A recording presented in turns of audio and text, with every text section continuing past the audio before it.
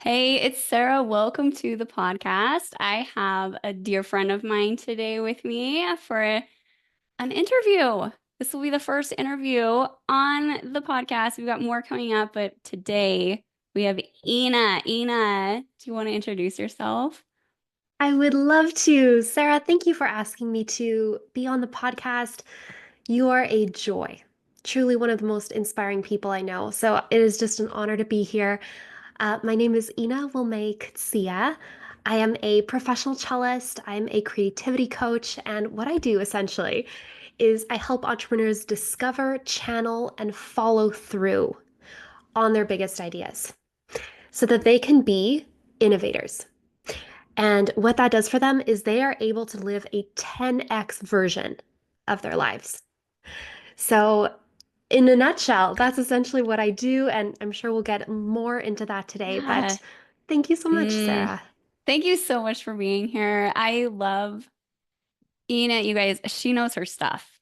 She she's so knowledgeable. And I love you lead with your heart. We've talked about that. And I love that you just you have such a kindness and a goodness about you that you help others to shine because of that. So, Ina, Thank you. can you tell us a little bit about your story? How did you get Yes, started in this journey of yours? absolutely.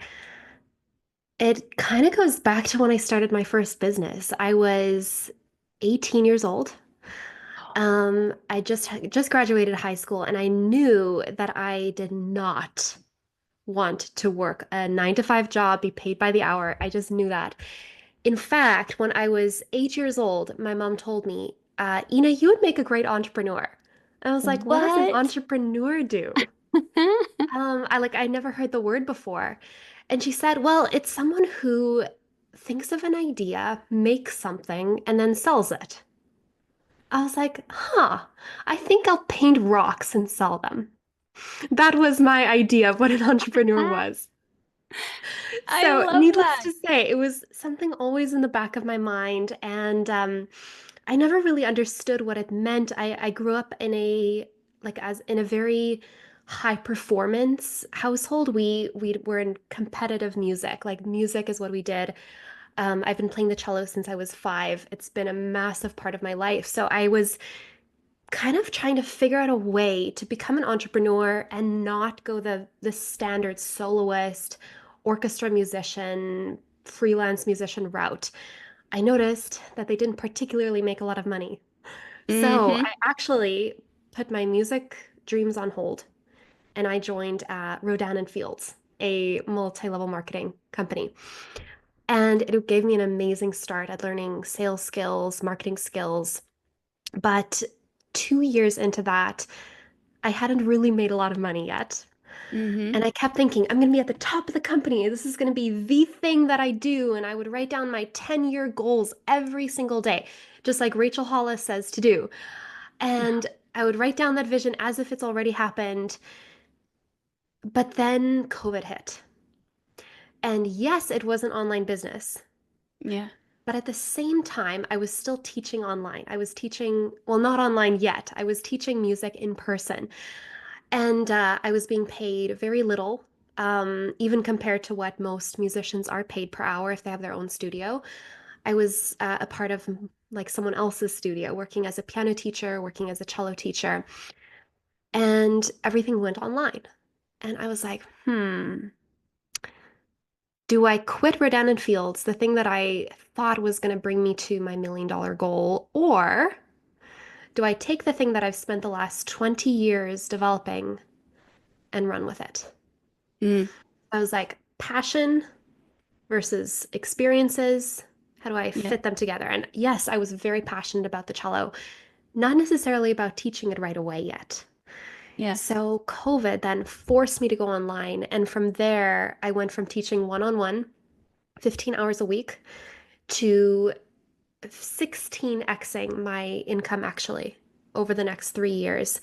And I only teach 1 hour a week, but I make 15, 16 times more. It was quite a journey of creativity is what I would Yeah. say. And the reason why that was such a big part of my story is now I see all the pieces that were connected.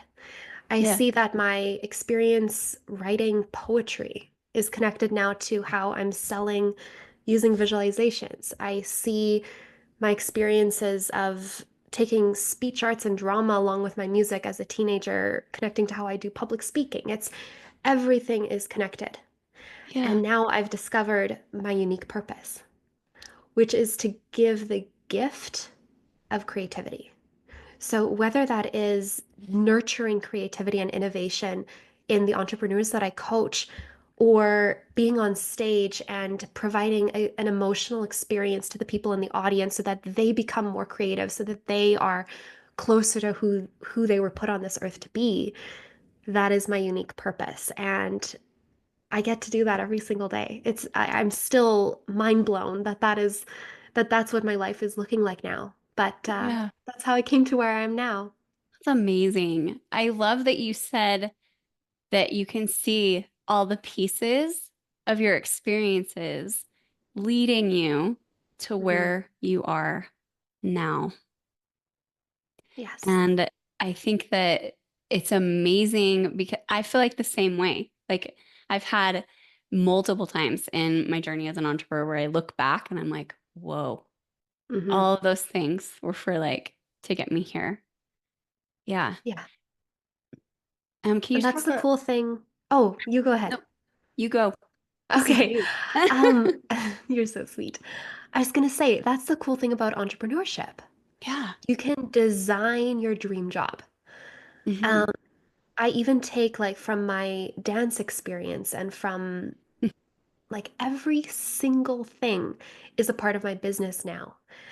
Yeah. Recently, I did a personality test, like some sort of assessment, like skills assessment, and it told me this is the kind of job you'd be amazing at.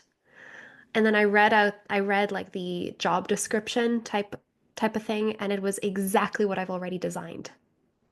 What? Every single aspect of what they told me I'd be good at. I'm like, well, I'm doing this because I enjoy it. Yeah. I've designed the business so that I can enjoy it. So yeah, That's it's really amazing. interesting. Everything's connected. It really is. And I I find it interesting that you just designed it because you wanted to enjoy it. And yet it's Yeah. like, check, this is exactly what like this assessment said I should be doing. What do you feel like? Why is it important to enjoy the way you're doing things?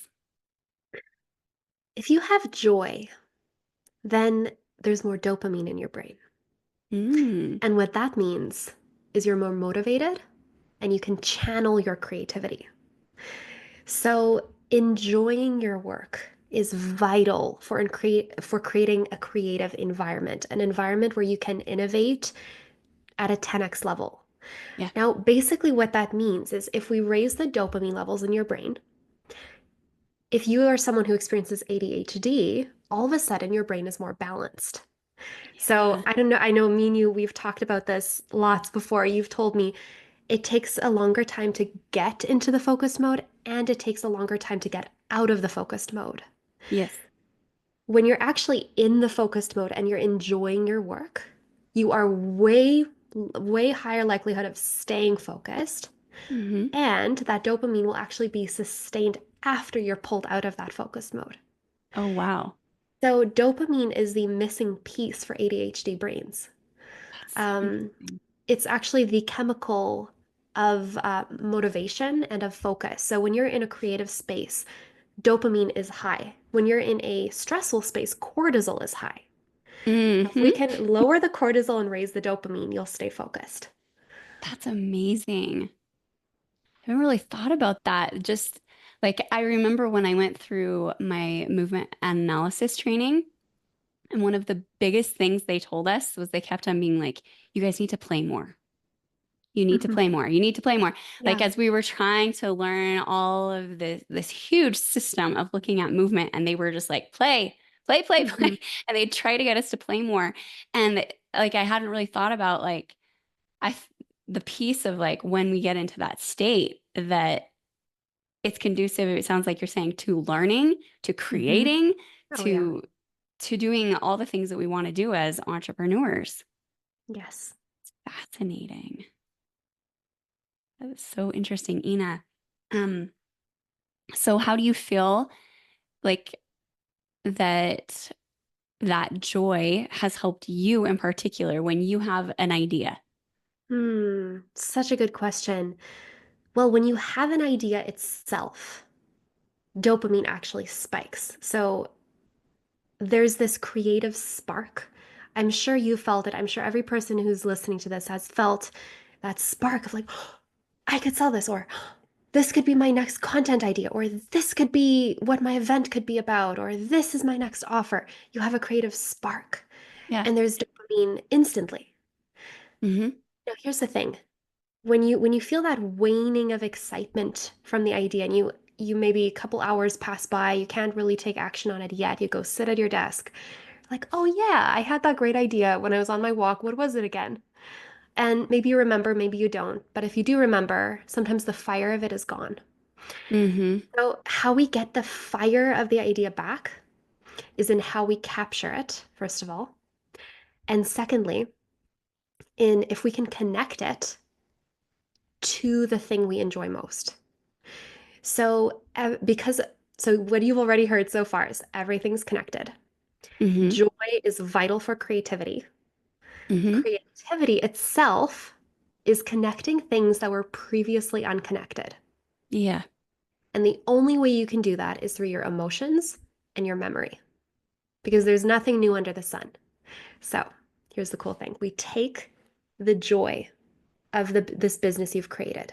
We take the ideas you have and we connect those ideas to the bigger picture of the business. And then every idea can have that spark of fire again because we've connected it. So it's like we're layering creativity upon creativity. We're Hmm. connecting the previously unrelated idea to the bigger picture. And then no idea is a small idea. Everything is connected to your bigger goal. And then you know that every single time you go work, you can recapture the spark and you can feel joy. And that way your work is more energizing. You Mm. step away from the nap time work session, going into the dinner to bedtime chaos, and you're energized. It's Yeah, crazy. It's mind-blowing. that's amazing. And I like what you're saying about this joy being such an integral, like vital part Hmm. of work because I think often we feel like in order for it to be really good work we're putting out there, it has to be hard, you know? Yeah. Like there needs to be this slog with it. And yet you're saying like the opposite is true. Like the more Hmm. joy we can add into it, Yeah.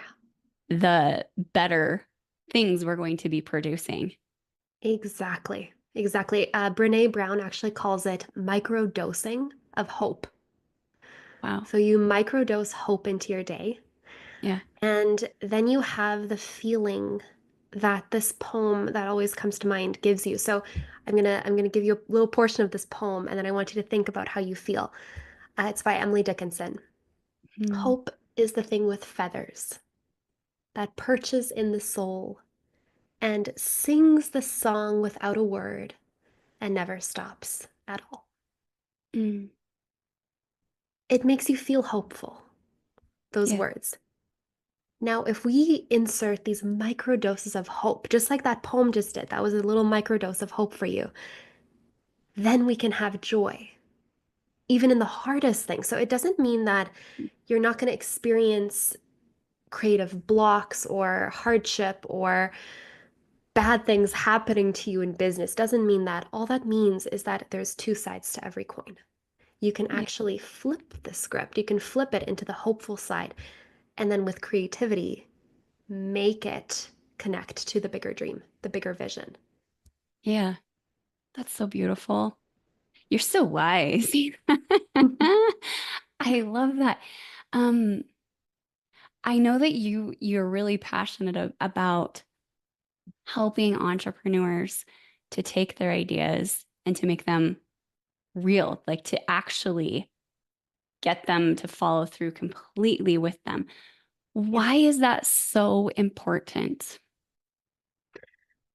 Fantastic question. It's like at the core of what I do. The reason it's so important is because when you have an idea, the idea can't live unless it's out there. Hmm. The purpose of creativity is to share it with the world. So, yes, it can give you joy, but the joy isn't going to be sustained if that creativity isn't out there in the world where you can see, how is this book being received? How is this YouTube video being received? How can I make it better? The refining process of becoming a master in any field is about putting it out there so that people can see it. One woman that I spoke to recently, she said, I want to put transformative art out into the world. Mm. So she's at a place in her creative process, or rather the innovation process, where she knows that in order for her work to be worthwhile, it has to be out in the world. It has to transform. So if we were to take, let's say, a piece of music, let's say it's a musician who is wanting to be paid for her musicality. She is taking the idea that the composer had, who then put it out in the world. She's interpreting the concept that the composer put out in the world. Hmm. Then, by performing it and putting it out in the world, the audience is then receiving it and internalizing it, interpreting it based on their own experiences. And then they go out with these new emotions and they take action. So it's a piece of music is kind of the best, one of the best analogies I can think of for putting art out in the world. Music isn't like an architecture or a painting or a sculpture. You have to create it. It's created while it's being written in a way. It's Yeah. very intangible. The art form takes time. It takes maybe 4.5 minutes for you to even experience it. But the only way for you to experience it is for someone else to also be hearing it. So hopefully, Mm. hopefully that makes sense. But Yeah. putting it out in the world is the number one way for the idea to actually 10x. It'll be a one time, one person idea if you keep it to yourself. But if you Mm. put it out there, that is how you actually see results. Zig Ziglar says, you can have anything in the world that you want if you help enough other people get what they want. And Yeah. the only way that you can help other people get what they want is by putting your ideas out in the world that are meant to help other people. Yeah. That's so true. And um, I feel like so many entrepreneurs, like, it's not for lack of ideas. Like Yeah, we we have have so lots of many. things come to us. So how do you discern between like the ideas that are like good Mhm. and the ones that don't necessarily need to be acted on? Mm-hmm. Mm-hmm. Really good question because sometimes we have an idea that we think is brilliant, but it's Mhm. actually going to be a distraction. So I don't discern between the ideas when I have them. I capture them all equally. So when I have an idea, I capture it as if it's the next world-changing, Mhm. life-changing idea, because then I know that nothing's going missing. So Yeah. that's the first thing, is to not judge the idea until it's written down, until you've truly captured the essence of it. And there's actually a very fast way you can capture the essence. So then what I do is sometimes I'm not even ready for the idea. I let Hmm. it sit. So this kind of sounds like it's going against what I say. Take action on your ideas now. Take Yeah. action on it yesterday. Um, but the reality is sometimes ideas need to ruminate a little bit, Mhm. but that doesn't mean that they're not being acted on. Yeah. Acting on an idea sometimes means throwing it away. Mm. So you're still taking action on it. Yeah. The opposite of taking action on it is letting it sit and you never look at it again. Yeah. So part of the system of innovation is having a way to look at it again, look at it from different angles, look at it in the context of a different project, look at it in the context of a different season of business. I've actually looked at ideas that I've had 2 years ago, and I'm like, wow, this is so applicable for my challenge that I run every month now. And 2 years ago, I wasn't even doing what I'm doing now. Yeah. So sometimes, like, I wasn't even ready for that idea. So Mhm. taking action, you can either act on it immediately, like post it, publish it, go hop on stories, talk about it.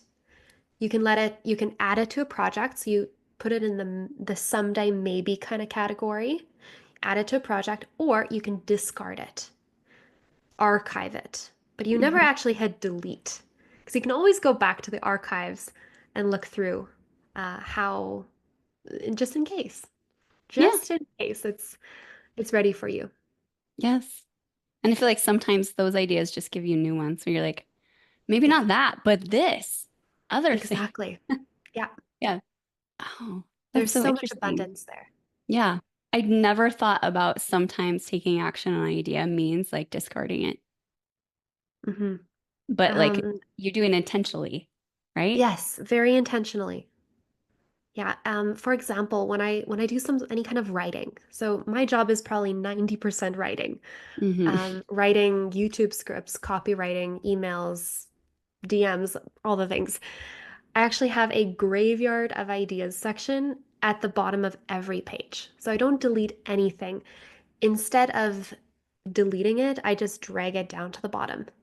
Yeah. And then that is sometimes an entirely brand new project that I can Yes. categorize and use again. So that's how I can actually work 10 times faster because I never am at a lack of ideas because they're organized in a very specific way. That's so amazing. That's smart. I love it. That way you've captured things and you've sifted through it and you you aren't wasting any of your brain power. Like you aren't Yes. not wasting any of it Hmm. because then you don't have to Exactly. come up with something new. You can always be like, "Oh, hey, remember this idea that I need to revisit and now I can create something new with it." Yeah. So what is it about this process that you take people through that can help them 10x? Can you talk about Hmm. that? Yes. So when you 10x, there's a couple of categories that we look at. We look at 10xing your time. Hmm. We look at 10xing your value, like the amount of quality you put into the world. And we look at 10xing your freedom. So I'll just take the time as an example.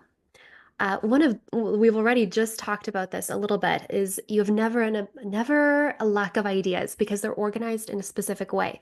So that's already going to save you time. Yes. So we're essentially optimizing your ideas for income. We're optimizing it so that it can work for you, not against you.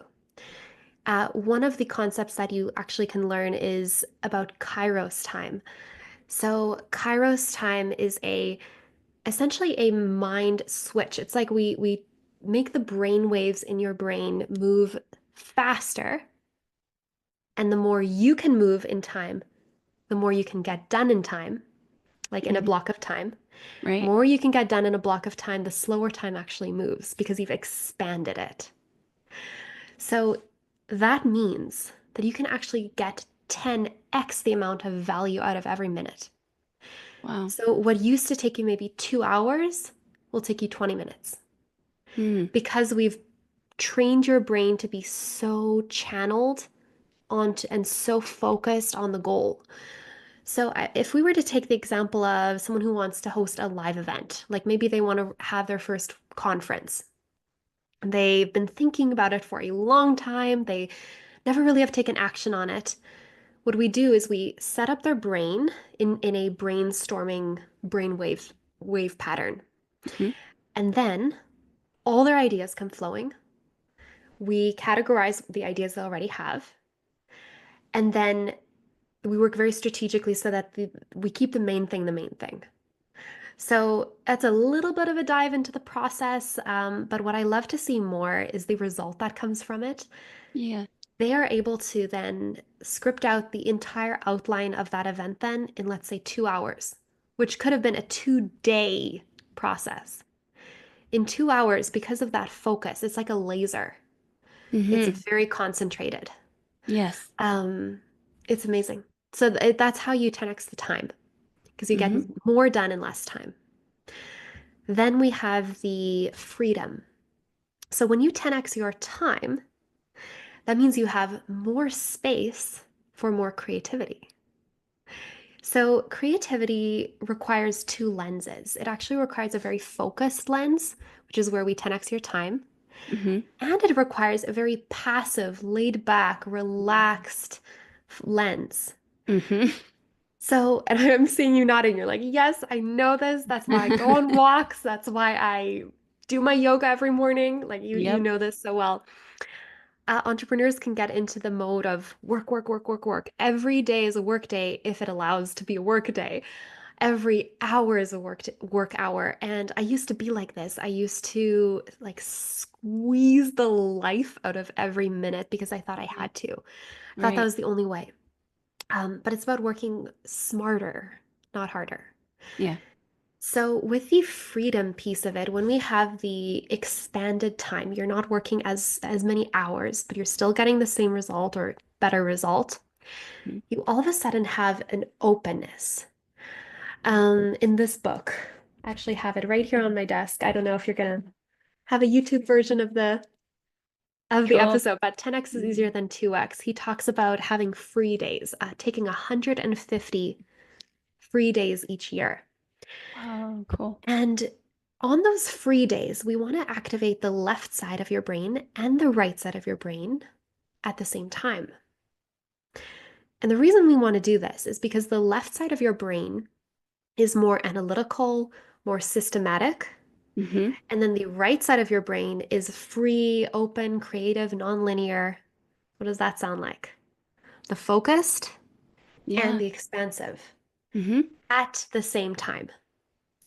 So what that means is when we take this free day and we activate both sides of your brain at the same time very strategically, you are going to know what to create in the next 10 minutes and you're going to know what to create in your entire lifetime.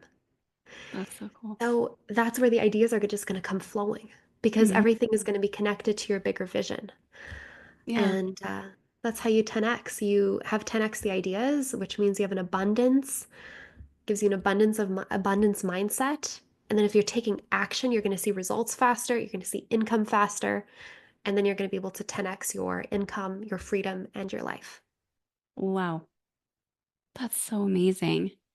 And I feel like that's what entrepreneurs want, right? That's why they get into Hmm. entrepreneurship. Yeah. Because what does that do when you have that freedom and that you've 10x things? Like what is that going to do for you in your personal life? Hmm. Well, you're going to be working in your unique ability, Hmm. and that means that you're going to be able to show up as the grounded parent you want to be. So imagine I'm just going to take someone like me as an example. Yes. A mom in her 20s who has an 18-month-old who maybe naps two, maybe a lucky 3 hours each day, and she's working in her unique ability. So, Mm. working in that unique ability has figured out the creative system, the innovation system.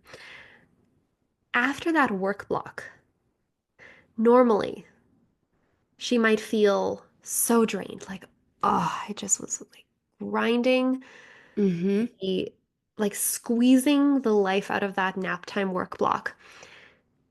But now she is so energized because she knows that it's actually moved the needle.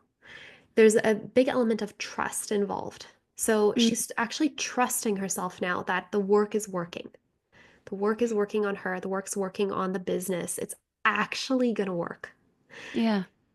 Baby wakes up and she plays with him for like 30, 45 minutes without Yeah. a care in the world, doesn't even think about the business again because she knows, yep, I did the work that I needed to do. I'm That's going so to reap the harvest. You always reap what you sow. yeah. When you are working in your unique ability with these systems, you reap greater than what you sow. Mm. So you're going That's to be the amazing. mom that trusts herself, that has this Yeah. confidence exuding out of her. And then your kid is going to see that Yeah. and going to grow up with such confidence and start trusting themselves. Kids, they watch you so closely. So closely. They're little It's sponges. crazy. They really are. They Mhm. copy everything. Yeah. So the question that I want you to ask yourself, the person listening to this, is which mom do you want to be? The one who's working so crazy hard during those nap times, not trusting if it's going to work, or the one who ends that nap time work block being confident that it's working, Yeah. trusting herself, and then it's like a brand new day. It's like you just had a wonderful night of sleep. Like you feel Uh, so good. I love that. I feel like when we set out to be an entrepreneur, that second scenario is like the dream, right? Yeah. Hmm. Where your your business is working for you and fitting into your life. That's why Yeah. we pursue it. And here you are. And like not only is joy an essential part of you getting your work done, but then like that joy is pouring into the rest of your life. Yeah. And like what an environment for a child to grow up in. Hmm. Hmm. I love that so much, Ina. That makes me think of a quote. The I think it's from Ed Milet. He says Mm, one of the greatest disservices you can do to your kids. Oh no, he actually says it differently. He says the most insidious form of of child neglect neglect. Yep. is a parent who does not follow their own goals and dreams. Yeah. And in the conversations I've had the last like 5, 6 months with entrepreneurs, I ask them, what does your dream business look like? And they say, I'm writing novels, I'm traveling, I'm working 4 hours a week, like Tim Ferriss style. Yeah. And then I ask them, what are you doing now? They're like, I'm doing one-on-one coaching. I am doing this. And I ask them, Yeah. why aren't you doing the thing that lights you up now? Like, what if the thing that lights you up now, your unique ability, could be the very thing that makes your business a reality? Like that dream business a reality? Yeah. Why do we spend so much time doing the things that we think we have to do to build a foundation? We want our foundation to be built in a way that it sustains the dream that we have. It has to be connected. So Yeah. we should start doing the things that lights us up now so that our kids, the future generations can follow suit so that they can go and fulfill their dreams so that they don't feel pressured to go and take a 9 to 5 job as a pharmacist assistant, Yeah. Is me that you at one were point gonna in do? my life, so that they Yeah. can just thrive. And I know that that's what you want for your kids, person who's listening. Yeah. Hmm. I love that. I've definitely like had to really look at the example I'm setting and what I'm allowing my Hmm. business to do to me, Yeah. and to be like, is this what I want? Like, what do I want for my kids? And what do I want for me? Like, how can I can't expect to get a fruit that's different than what I'm planting, right? That if Yes. I am like I'm out there working and I'm making it hard and I'm like letting it take over things, how in the world do I expect to have more freedom and Hmm. more joy and like that lightness of being, just like how can I? I literally can't because Hmm. whatever energy I'm bringing to my work is going to get infused into it, and that's what's going to come out.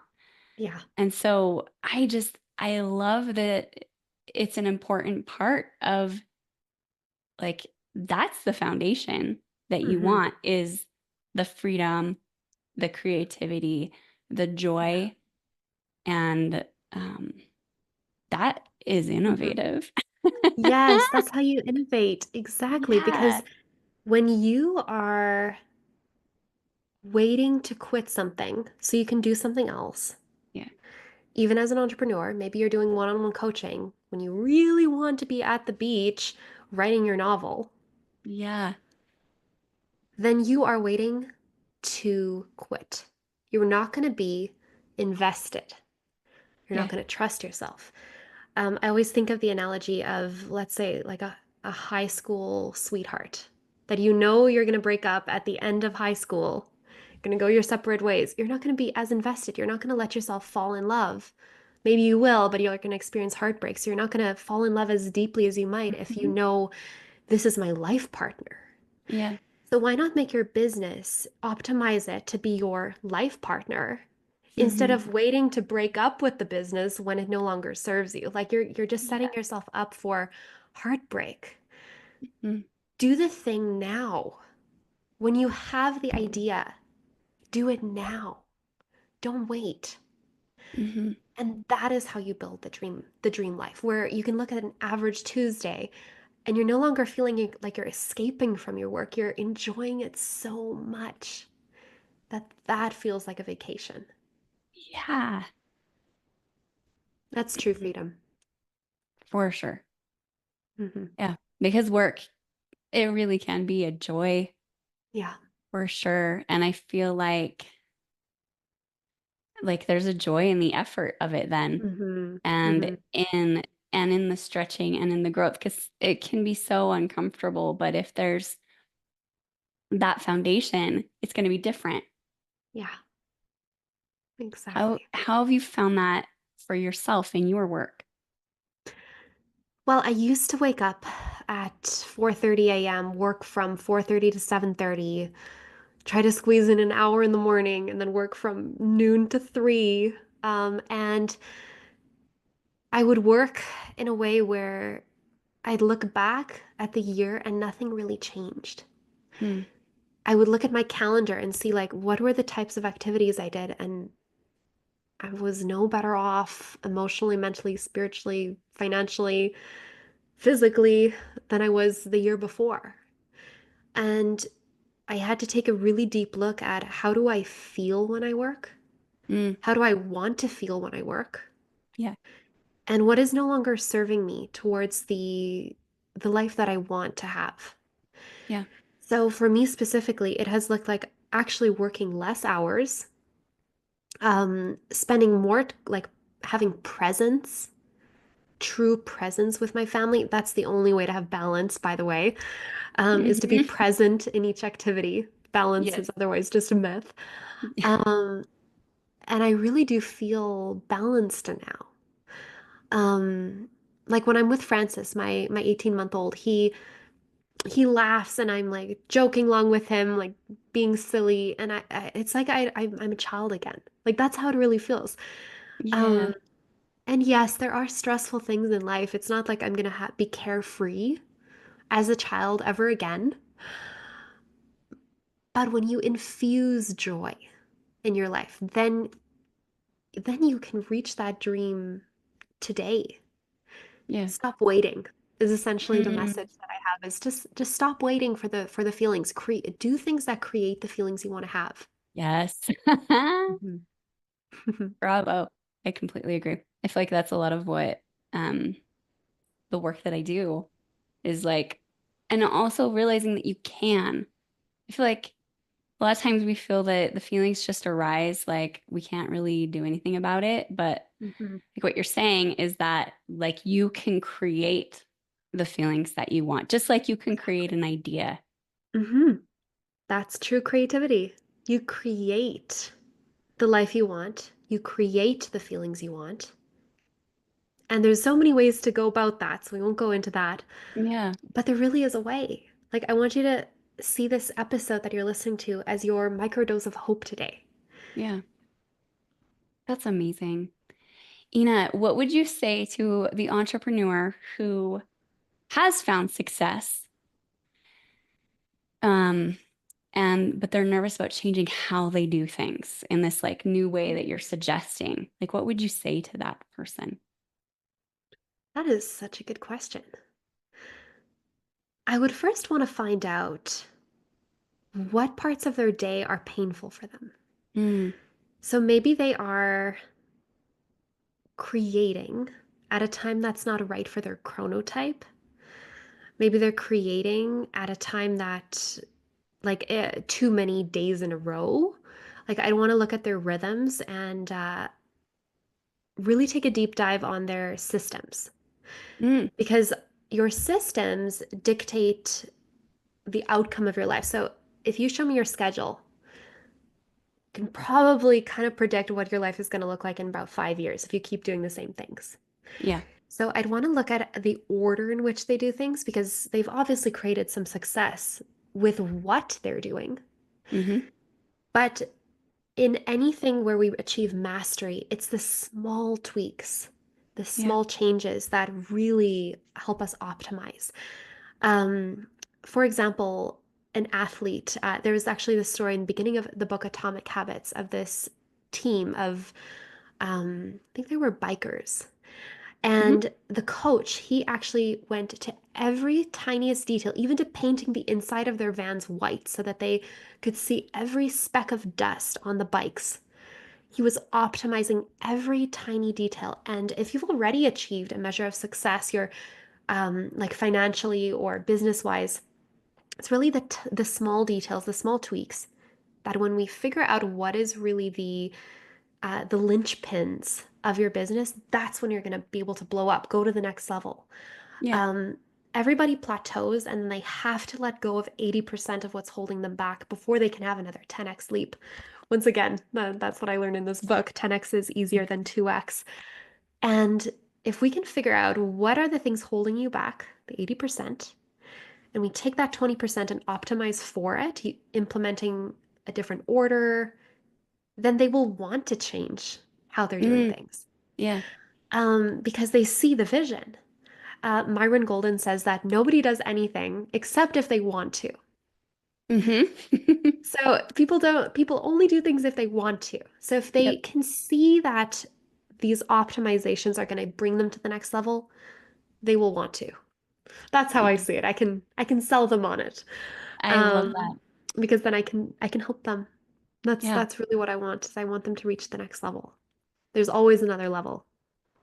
Always. Hmm. For sure. And you can And go about it joyfully. That's the yes. key. Yeah. I feel like so many of us were sold on the idea of like working really hard and just like white knuckle grip your way Yeah. there. Hmm. And what you're saying is that like that may have worked, but like I know for sure there's a certain point where it like doesn't work anymore, Hmm. Hmm. right? It can Me get you so too. far, but like you're saying that there's a way that you can still get where you want to go without like white knuckle gripping it. That is just Yes. like easier.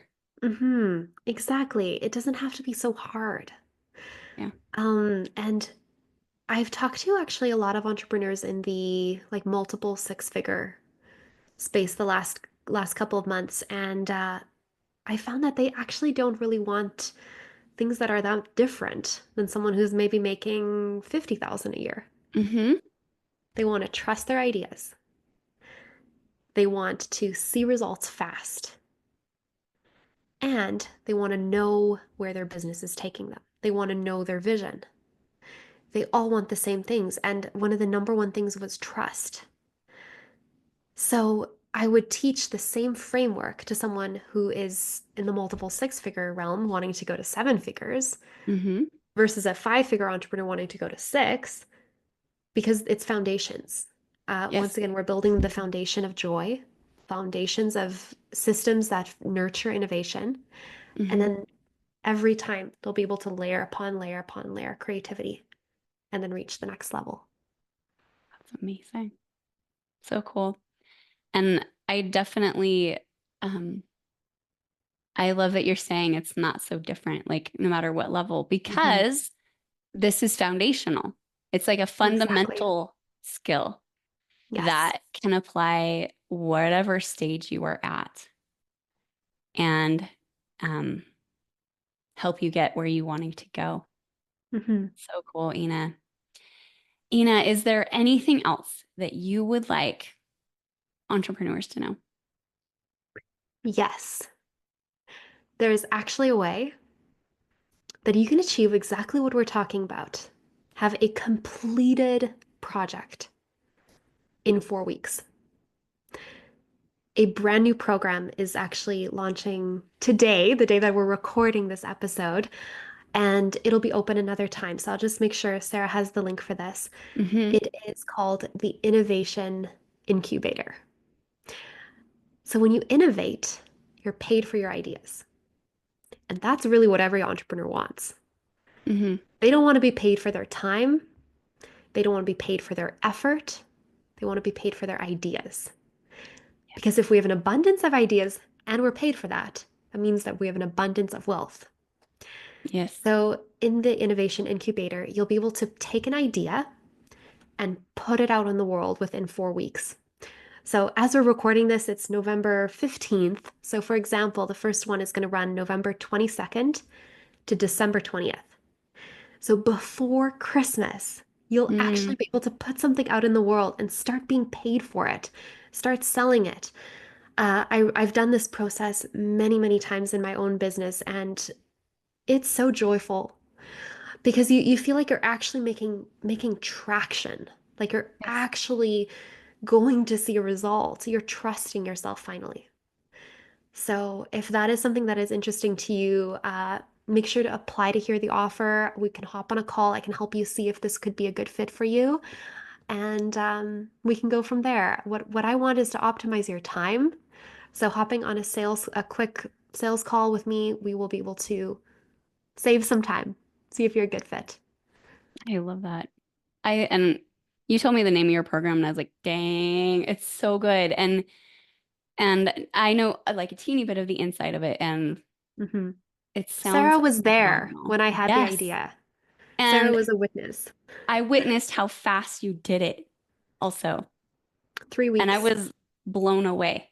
Like you were like, yes. And in fact, here are the steps that I would do. And I was like, okay, girl, like take that and run with it.